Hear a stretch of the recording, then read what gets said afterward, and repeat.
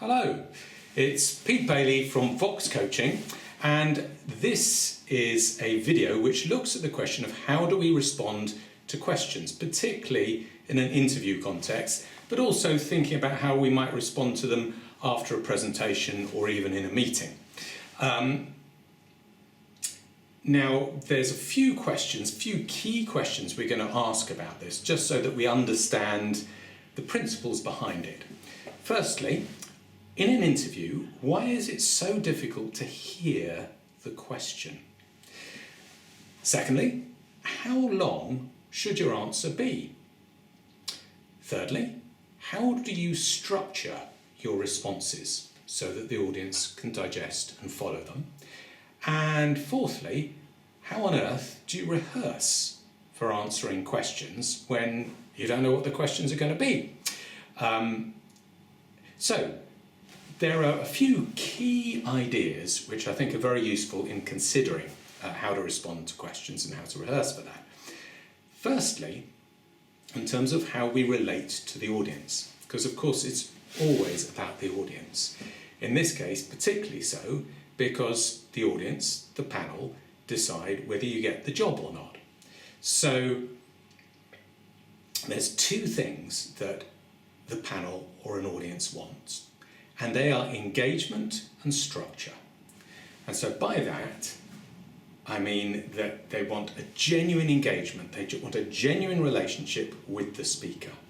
And if there's a genuine relationship, then actually they and we become absorbed in the conversation rather than at a distance from it or feeling very formal and uncomfortable. And so then it becomes like a conversation about stuff we're really interested in between experts, which is the feeling that you want in an interview. The audience loves structure as well, because as we're speaking, things are disappearing in time and they can't decide how quick you go, and they can't go back in the way that you would do when you're reading a book. And so, particularly, you want to leave your audience feeling secure and intelligent. And if your responses are well structured, that gives the best chance of that. There's always content, there's always what you say, but there's also always relationship. And I guess the relationship part, how you relate to the panel, that feels like the bit which is trickiest for us to rehearse. We can spend a huge amount of time on our content, but we want to mainly work in terms of preparing or rehearsing for an interview in how we structure the content under pressure, and also how we build relationship with the audience, which means us relaxing and being able to respond so it's like a genuine conversation. A key idea in terms of your structure is to fall in love with the full stop. Many of the common difficulties in interviews are waffling on and having unstructured responses. And if you go slowly, fall in love with the full stop, that's the simplest way to achieve structure. So, first question, why is it so difficult in an interview to hear the question? Well, there's a few things going on. Mainly, we're nervous, and it's an unfamiliar and pressurized situation. If you're human, you will be nervous. It's the effect of adrenaline. And so warm up in order to manage those nerves. And we'll look, when we meet in our workshops, we'll look at how different ways that you can manage nerves in the run-up to the event, just before the event on the morning, and also during the event itself. But during the event itself, breathing is your best friend. That's the most straightforward way to manage your anxiety.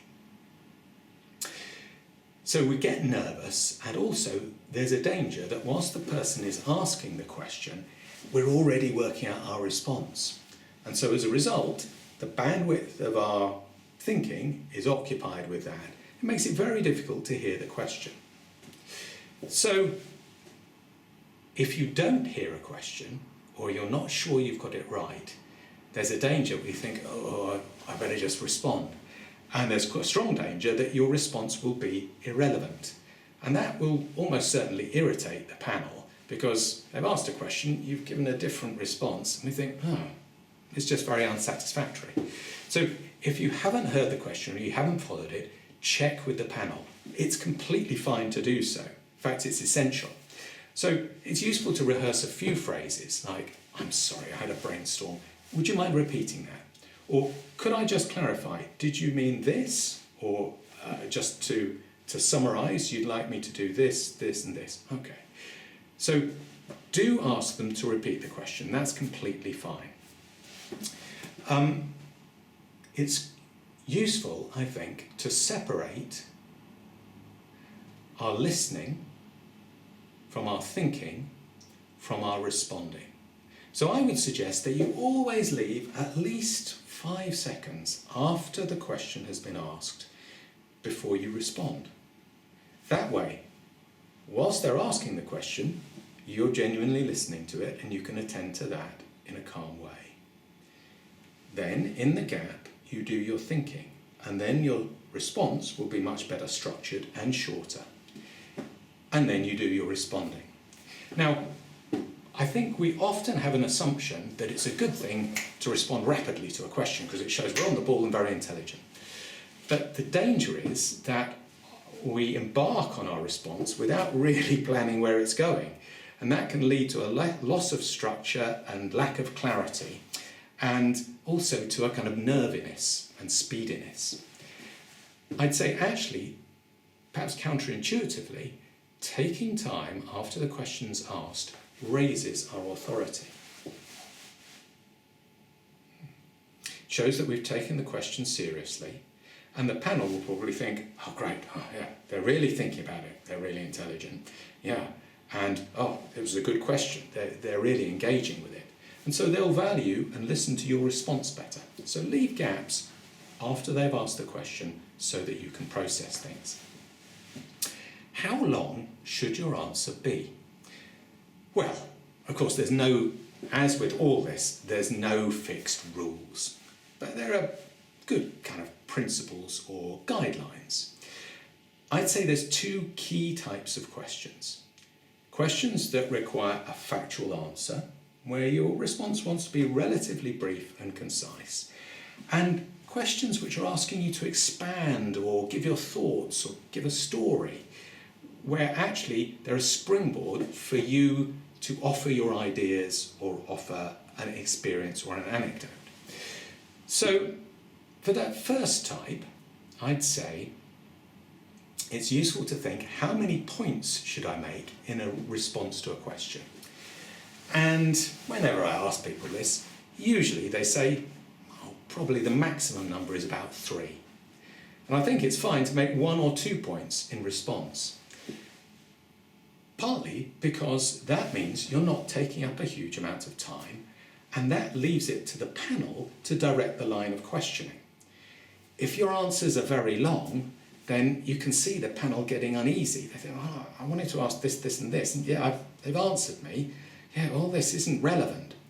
And so if your answers are concise, that then gives them permission to follow the direction they'd like to follow, which is a good thing.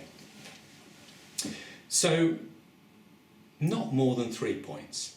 If you go on to 4, 5 and 6, then we'll have forgotten the first 3, which are probably the key ones.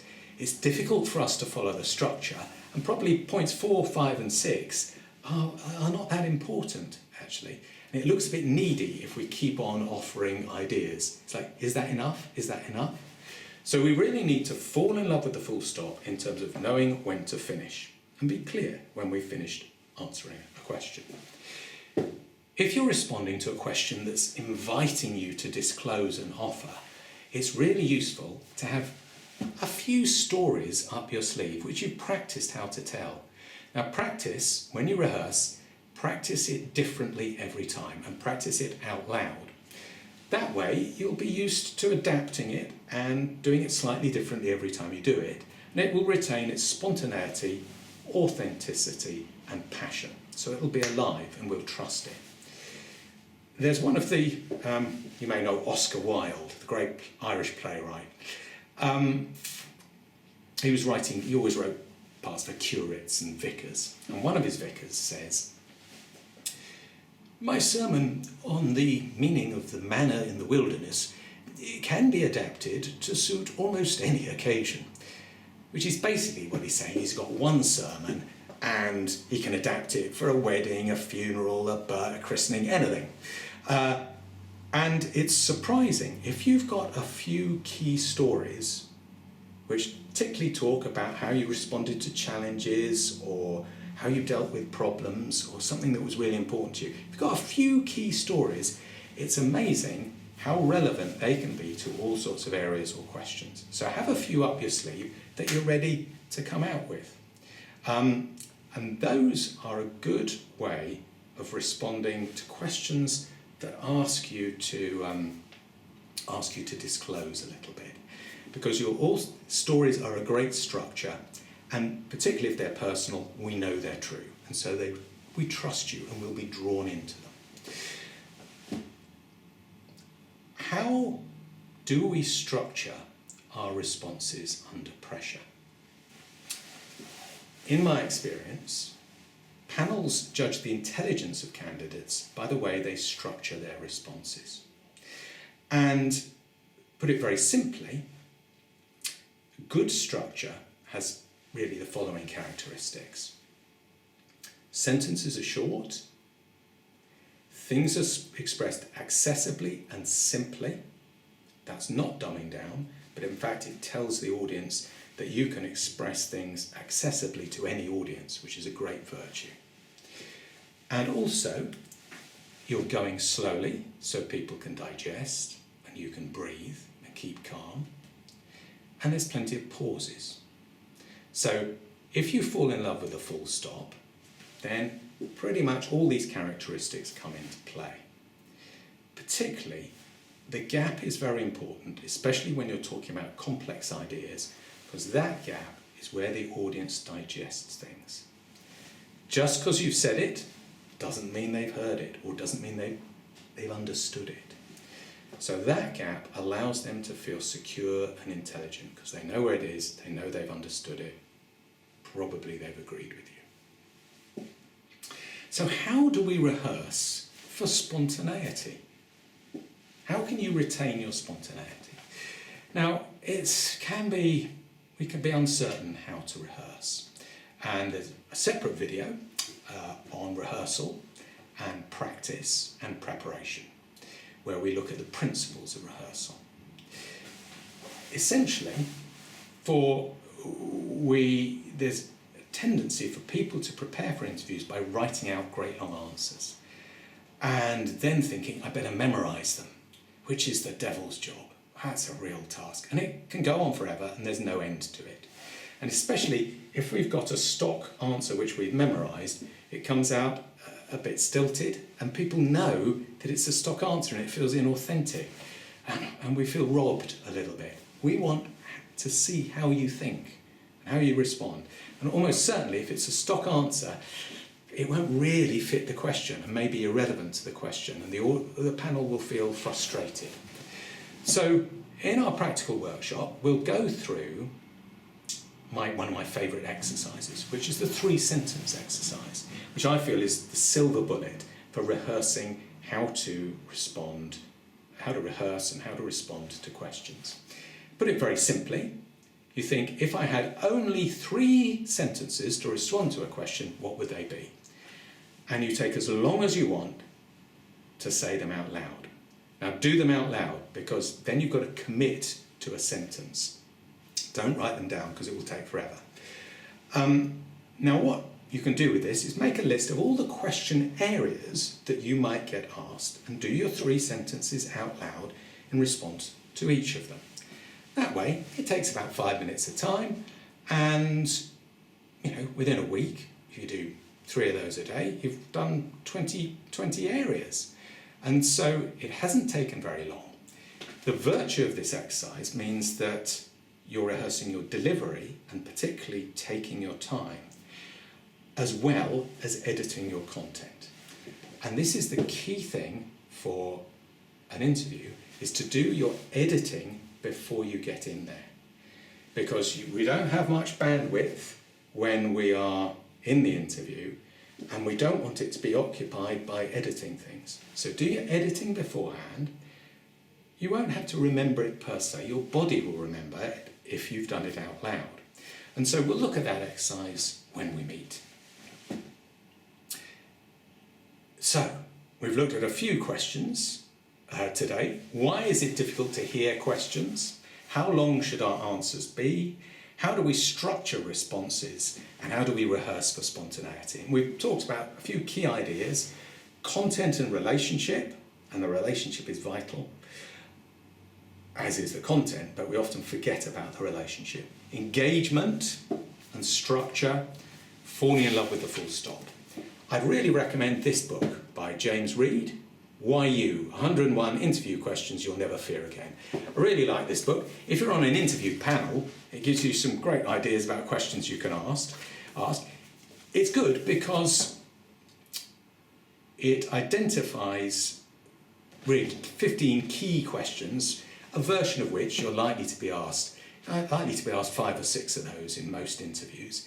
It divides questions into categories: character, competency, curveball, and so it tells you, okay, it's this type of question and that type of question. It also, flicking through it, you won't want to read it all, but flicking through it, you think, oh, I hadn't thought of that question, and also it gives you a really good idea of how the panel is thinking, because it suggests what's the question behind the real question? Or what's the real question behind the question? So, not that the question is a trick, but why are the panel asking this? What are they trying to get out of it? So, the panel then become your friends, or you understand how the panel think, so you can adapt the questions to meet what they really want and what they need. Great. So, very much looking forward to working with you. It's Pete Bailey from Vox Coaching. Enjoy your interview. Thank you very much.